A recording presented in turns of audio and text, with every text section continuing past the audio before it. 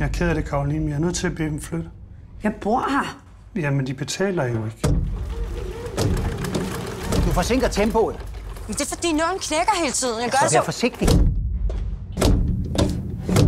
Det er syrsken, de vil se. Noget nyt om deres mand? Nej. Hvordan klarer de dem? Jeg er blevet sat ud af min lejlighed.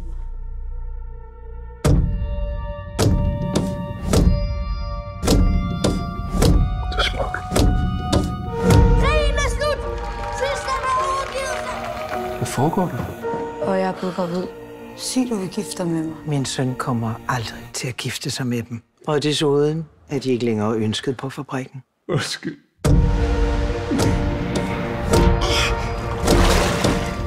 Hvad laver de? Der findes en anden måde. Jeg kan hjælpe dem med at finde en plejefamilie. Det er en gave. Det er ikke noget, man bare giver væk. Hvorfor skulle de hjælpe mig? Hvem skulle ellers gøre det? Verden er et frygteligt sted, men vi bliver nødt til at tro på, at det ikke er sådan. Karoline, hvor er dit barn? Det har jeg givet væk.